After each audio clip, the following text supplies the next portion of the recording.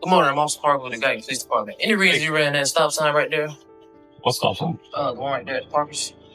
One that I sat there for like 5 minutes waiting for traffic after it? Your driver's license. I do. Alright, mind getting it? Yeah, that's fine. Oh, shoot. I need a debit card, huh? I don't want that. Just give me a second, okay? Yeah, no problem. Alright, here you go, Mr. Harville. Please be more careful at the stop signs, okay? I got you. Hey, man. You know I got a dash cam, right? That's fine. Okay. It's a stop sign right there, and you have a dash cam. I'm going to show you running the stop sign. Okay. Okay. Have a good day. You too. In this incident, a driver named Andy Harville is pulled over by a police officer named Marcus Parker. The officer falsely accuses Harville of not fully stopping at a stop sign. Harville informs the officer that the entire incident is being recorded on his dash cam. Despite being informed about the recording, the officer continues to make false accusations and insists that Harville did not come to a complete stop. However, the dash cam footage later proves the officer wrong. It clearly shows that Harville did stop for about a minute at the stop sign and was driving safely. It is revealed that Officer Marcus Parker has a history of misconduct. He had previously been put on administrative leave from a different police department for driving under the influence. He had driven home in his patrol car after consuming multiple drinks at a local restaurant while off duty.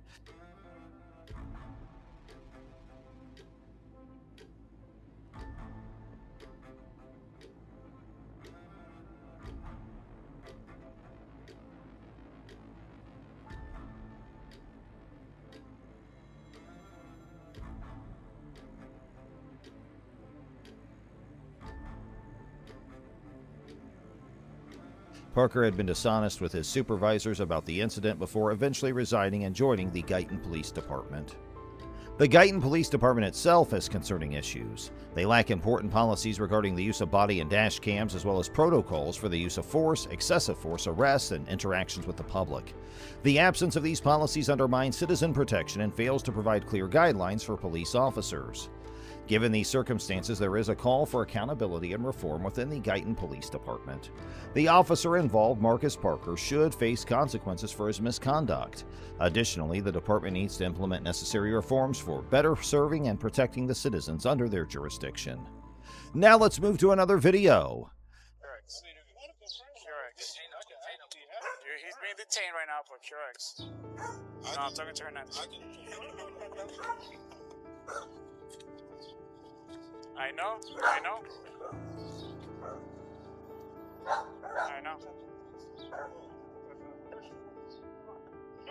Checking for an aggressive white female, unknown weapons, wearing a white shirt, blue jeans, making threats to harm herself. Samuel Scott Jr.'s incident began when his car, a 2006 black Jeep Compass, was stolen from outside his aunt's house in Buena Vista in Miami.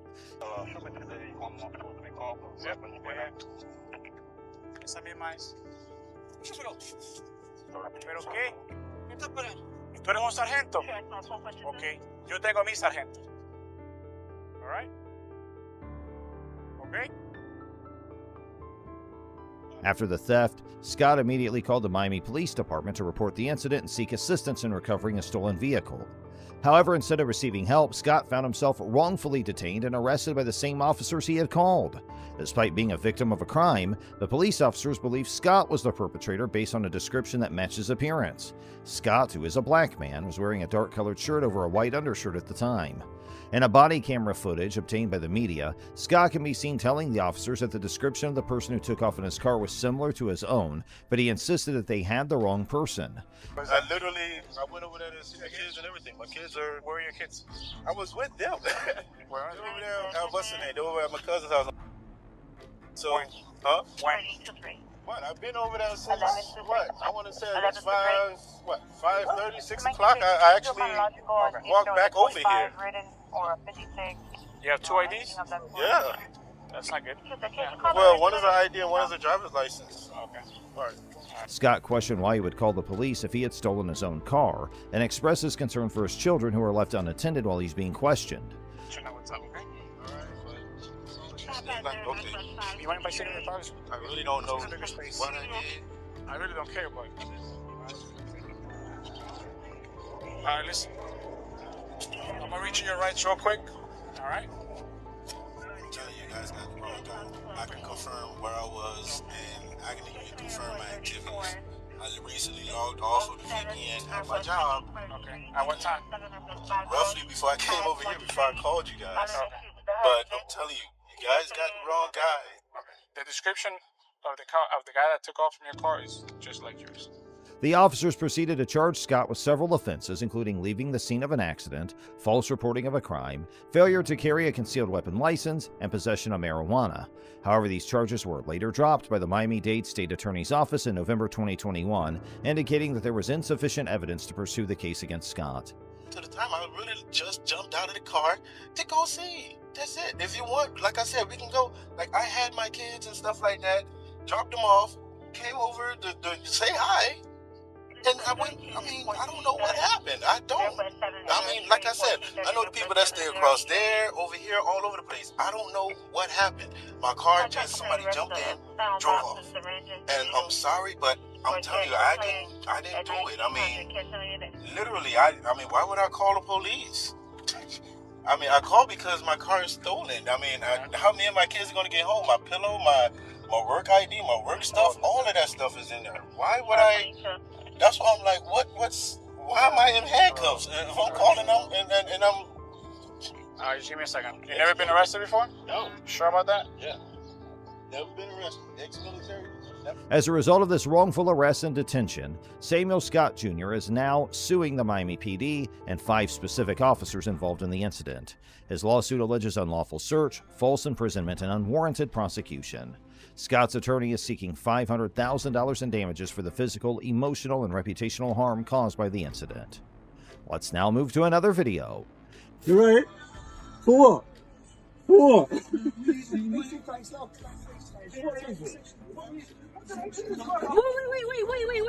he didn't do anything! For what? That's why you touched me, my son! He's in the car! My son is in the car! I don't want you to look after him! My son is in the car! No! Yeah, that was me! No one's gonna be hurt, just get out of the car! In this incident, the London Metropolitan Police pulled over 2 world-class athletes, and they have been accused of racial profiling. One of the athletes is Bianca Williams, a member of Great Britain's sprint team. According to Williams, the police officers approached their car aggressively and seemed ready to break the car window within seconds of their encounter. Ricardo dos Santos, who is Williams' partner and a record holder in the 400-meter event, denies the allegations of cannabis possession made by the police.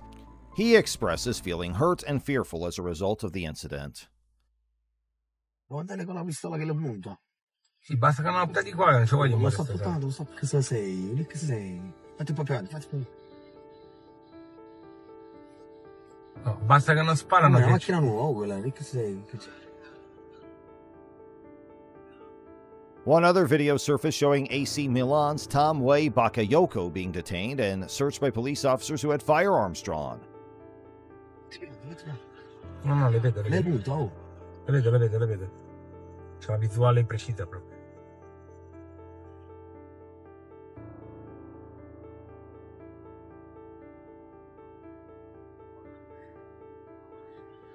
Ah, pensavano che fosse loro, che fosse... However, Bakayoko was released after the officers recognized him as a famous footballer. The Milan police initially claimed that the check on Bakayoko was conducted with high security measures and justified by the context of the operation. However, they later apologized and released Bakayoko after realizing his identity. The police statement mentioned that the check was carried out in a manner consistent with the perceived danger, but the officer's shock upon recognizing Bakayoko suggests a potential misunderstanding or error in judgment. A succession of events took place in silence, revealing a network of deceit and criminality. Charlene, a member of the prison staff, started it all when she had an affair with an inmate. Charlene lost her job and could face legal consequences because federal law prohibits any sexual interactions between prison employees and inmates. A zero-tolerance policy against sexual assault in prisons was instituted after this occurrence. Called our 911. Called her back, and she said then that he had a gun. They were asking them to leave. So I don't know anything since then. Okay. So nobody's here has been injured? No, that's what I told him when I called. He told me that he goes, At the same time, a frightening event took place in a residence. Authorities entered the building and found evidence of a fight in various locations. They found Kelly's motionless body in the kitchen, surrounded by evidence suggesting she had been murdered. The police had a quick and easy time zeroing in on William as their main suspect. Which house? This house right here. Has anybody confirmed? We have not confirmed. We just pulled up, just got what she stated. All right, has anybody been in? No, we just pulled up. He's saying you're saying he called you. Yeah. Can we get anybody to the door? Where is he at? We haven't approached. All right, but I want to make sure he's not in here with a gun. Kelly was a paramedic in Columbus, Georgia, who often went out of her way to help those around her.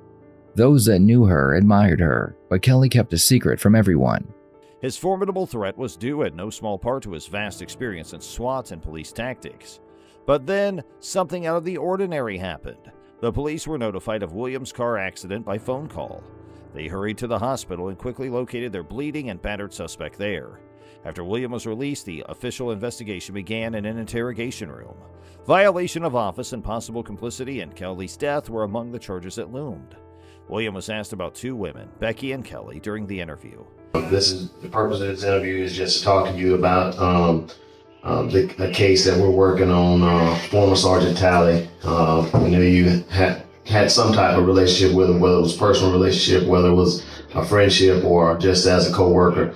But we'll let you answer those questions. So we'll just start with just some brief questions about your knowledge about former Sergeant Talley. How long have you known him? Oh man, ever since he's been here, several years. Okay. Do you have any idea about how long he's been working here at the police department? I really don't. I mean, off the top of my head, I would imagine over 10 years. I would think, I don't know, probably 10, 12 years. Okay. I really don't know. How long have you been working here? 28 years. Kelly was his lover, but it later came out that William was married to another lady named Rebecca Talley. William's expression changed from one of bewilderment to one of evident anguish, yet his veracity remained in doubt. William's feelings bubbled to the surface as the investigator continued to pry. His anger seemed genuine to some extent, but there was also the sense that he was just using it as a ploy to shift blame away from himself and vent his discontent with his current situation. The tense interview ended when William finally got a lawyer. William Halley knew that the ins and outs of the police department, but he was still given a life sentence since the evidence against him was so strong. Became a team leader, because at that point we'd always, if we had a mission, I'd always get with him and we would talk about the mission and get a game plan together, do our ops plan, and work that way. It was a shock to all of us. Yeah. I understand. It's a shock all the way around, man. Yeah, both sides. Believe me. It's like, how do you come to this place? I mean, and then trying to... We're all human, man. I see all that crap on Facebook and trying to blame the police. This ain't got nothing to do with police. Ain't got nothing to do with anything. It's two human beings. That's right. Some people snap sometimes, no matter what their career is. Oh, there you go. They'll be flipping burgers, they're gonna snap the same way if you a cop, a judge, or whatever. Ain't got nothing to do with your career. I agree.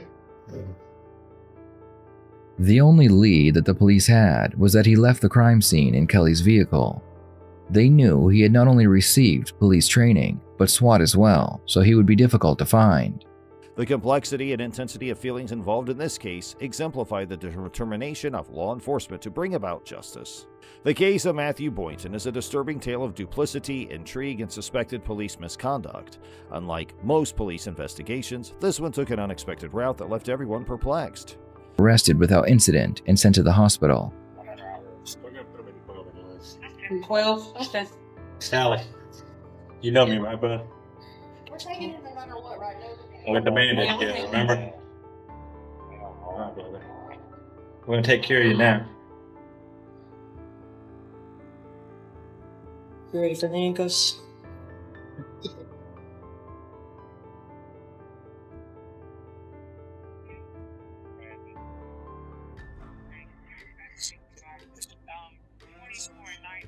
After William was cleared at the hospital, he was put into an interrogation room. Hey, man. Like some water? Sure. A cup of coffee? You sure? Well, we got a bottle of water here just in case you need it.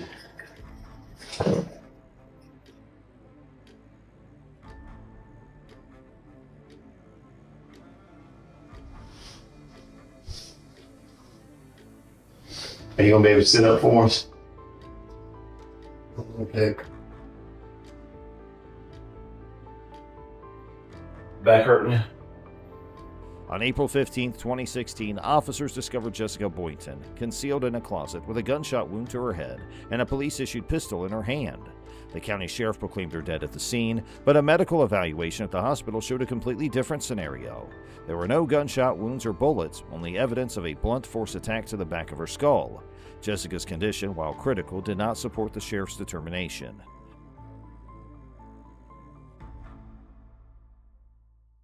You know how long you been in the hospital? Days. Days. Yeah. All right. Well, I'm here to tell you I'm not your judge, man, okay? I'm not your judge. But we brought you over here. Hopefully we can get a better understanding of maybe what happened on Saturday, Sunday. And hopefully we'll get your side of that. And you can kind of help shed some light on what happened out there, okay? And maybe some of the events that might have led up to this. All right? But before we do that, we got all your information written down here on advice for rights form. You got a bachelor's degree, right? All right. And so we're going to evaluate your rights, and then we'll kind of go from there, okay? Matthew Boynton, a key figure in this confusing case, emerged as a leading suspect. He stated he received a text message from Jessica indicating she was thinking about suicide. He contacted the police after hearing 2 gunshots from their residence. During the police interview, however, Matthew's discrepancies became apparent. When questioned about a bag containing Jessica's personal stuff, his dishonest actions became clear. Matthew's long and rambling response to a basic question concerning the bag indicated to the police that he was not telling the truth. The detectives had suspected him of hiding something before, but now they were convinced.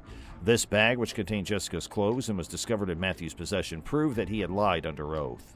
Read this bottom portion, and if you're able to, when I finish up, if you would just initial on these lines saying you understand, if you're able to, and then sign it for me. The bottom portion is a waiver of rights. Says, I have read or have had read to me the above rights, and I understand what my rights are.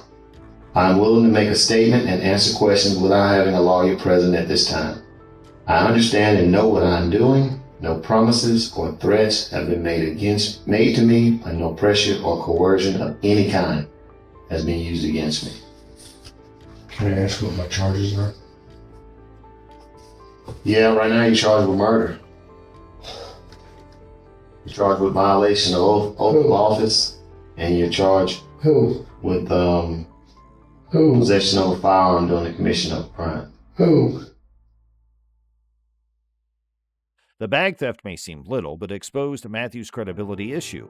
Most of his information may be false if he lied about that. He resigned from the police after confessing to taking the bag and lying under oath. The assault on Jessica and that sad night went unresolved, darkening the case. Matthew was never charged with these major crimes, creating police corruption accusations. The county sheriff, his grandfather, had initially declared Jessica dead at the scene, raising his suspicions. The head trauma erased Jessica's memory, therefore the night's events are unknown. This story is a disturbing reminder of power abuse and unsolved questions. Well, I can tell you who, if we can get started there. And it is Kelly.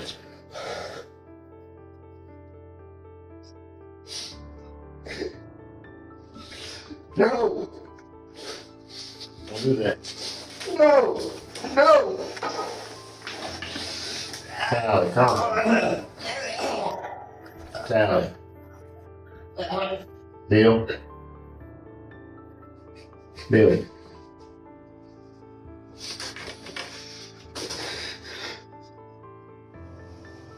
No!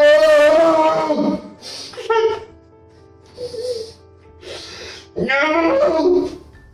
A small, poorly lit interrogation room was tense. Stephanie Eileen Lazarus, a former top detective, sat across from two others, anxious. This strange and unnerving dialogue took place in a chilly, calculated interrogation room. The detectives, aware of Stephanie's background, had deceived her into working on a confidential investigation. They promised her the interrogation room was the safest location to talk. Stephanie, plainly uneasy, fidgeted and looked around. Bill, let me get you nasty. Bill. Bill, no. Stop, Bill. Relax. Bill, stop. Relax.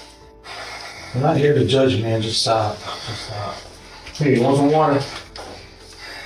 I think you need to have a sip of water. Relax. Stop.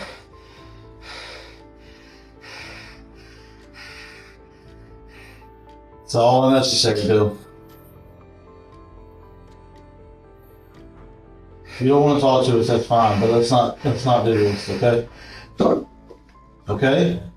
Let's not do this, okay? The 1986 murder of Sherry Rasmussen went unsolved for 23 years. Shot 3 times, Sherry was found dead at home. It was initially assumed to be a bungled burglary, but the inquiry failed. Due to her intricate love triangle with Sherry and John Rutten, Stephanie was a potential candidate based on fresh DNA evidence.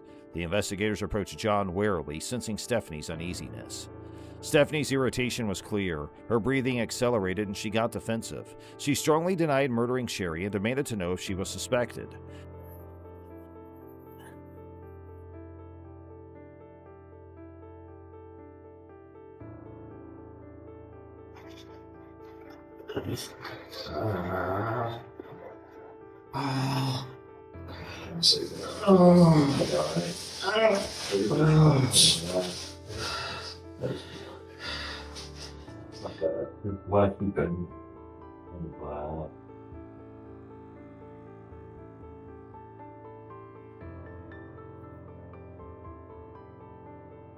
Billy, you don't want to talk to us?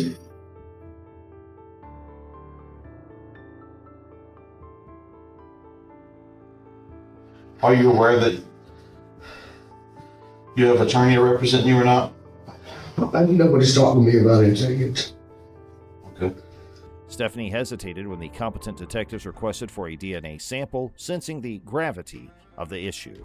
She considered legal representation. The investigators arrested her after gathering enough evidence during this tense conversation, despite her brief cooperation.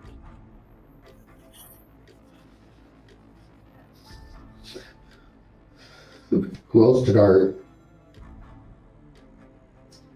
Right now you're hurting yourself. I don't care about me. Well, who else did I hurt? There's no one else. I keep hearing when people whisper, or whispers. You keep hearing whispers? Okay, well, what whispering do you hear? No, tell me the truth. Okay, there's no one else hurt. Okay. Everybody else is okay.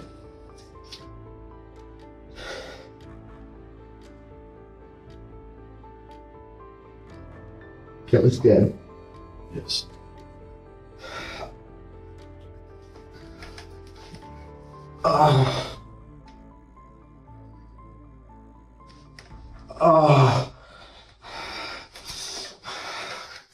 Bill, let's not do this. Take me back to jail. Take you back to jail. Take me back to jail. All right. Calm down. We'll take you back. Okay. Hey, look, why don't you sit up and hold your head up so all that blood don't rush to your head, okay? Sit up for me. Okay. Down. There you go. Sit up for me, man. Sit up. You got all that blood rushing down to your head. You know better than that, okay? Relax. Relax. Months later, the courtroom would host this twisted drama's finale. Stephanie Lazarus was tried for murdering Sherry Rasmussen. The verdict was damning. First-degree murder. After 2 decades of hiding her guilt, Stephanie was sentenced to 27 years. The end of a famous investigator who had escaped justice for too long began with this weird and unsettling interrogation room showdown.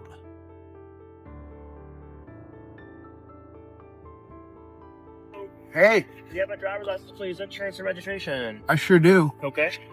Is there a reason why you pulled me over? Yes. The video starts with a man who is being caught by a police officer. But what happens after the instruction is gonna shock you. So stay tuned to the video till the end. There is. You ran a red light when you were at University and Rural, and then you made an improper turn right here. When you cut the car off, that was lane number L2. Do you have a driver's license, please? The man asks the officer, why is he being pulled over? I do, but it's in here. You're not going to be scared if I reach it, are you? Do you have any weapons? Well, I don't answer any questions, but you can clearly see inside of my vehicle. I have camera equipment. I'm a TV producer. Okay. Do you have a driver's license, please? I do. Could you grab it for me, please? But I did a U-turn where the road was closed. I just want you to notice that. All right. Could you give me your driver's license, please? I can, but I got to reach in here, and I don't want you to be scared. Just give me your driver's license. This is the Mullen Commission. I teach constitutional law. Okay. Just so you understand what you're doing here. All right. Be really careful your steps here.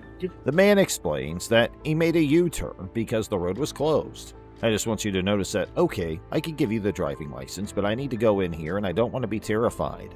This is the Mullen Commission and I teach constitutional law, so proceed carefully. Please give me your driver's license, your insurance, and your registration. You don't have to be demanding. You can clearly see I'm pulling out my identification for you right here. The officer again asked for the man's driving license, insurance, and registration. But what the man said is truly appreciable. You're armed and dangerous. I'm not. And you can't lose your temper because I'm a citizen and you're doing your job. I'm just asking for your identification. Right, but you're being aggressive towards me and I don't like it. So you need to stop. He said, you do not need to be demanding. I'm clearly bringing out my identification for you right now. There's no reason for you to be disrespectful to me because 300,000 people follow me as a constitutional law professor, so while you're armed and scary, I'm not. You cannot lose your cool because I'm a citizen and you're performing your duties. I mean, you guys have just become tyrants. Like, I'm not usually this close to someone who's just so dangerous that carries a gun around pulling people over, demanding things. It's like, it's absolutely ridiculous the way you guys behave, and you wonder why people don't like you. The man goes on to say that you have 8 minutes to finish your stop if you make a mistake at any point along the way. I'll get your jacket, and you know what I mean when I say jacket. I'm obviously showing you my identification right here. I'll remove the tape and hand it over to you. Drive around with my identification showing for people to see it. Do you follow what I'm saying to you? You want to cover it up so you stay protected from identity theft.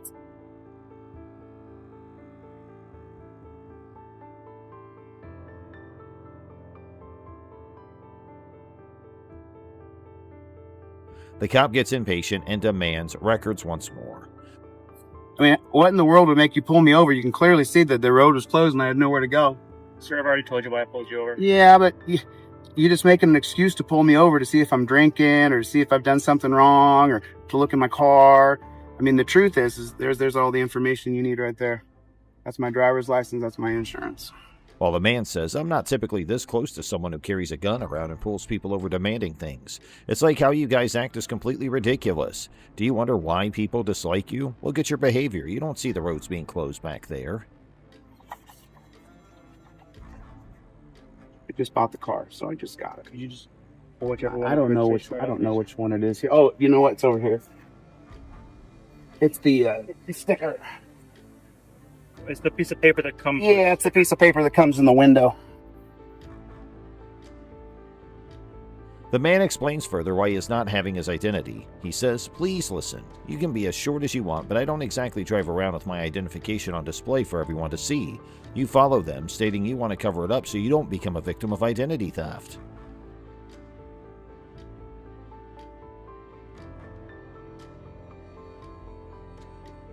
I mean, I can't believe you even pulled me over, to be honest. You could clearly see that road was closed. You didn't see the road was closed? The man provides all the information. He then claims that it is consent, since he constantly produces it. The cop then requests the registration card, to which the man responds that this is a brand new car, the registration's still in a massive form right here. Camera in here, so don't say things that aren't true. I didn't cut off anybody. I keep looking for your registration. I didn't drive recklessly. I keep looking for your registration. I keep looking for your registration. Or anything else.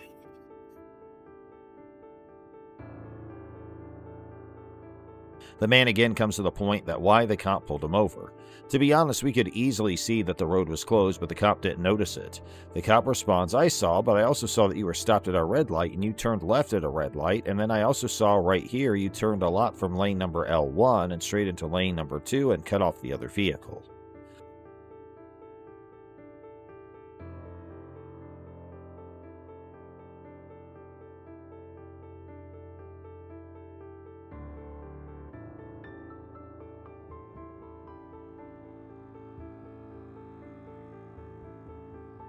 To this, the man replies that don't make things up, he did not cut anyone off, and for the proof, he has a camera over there.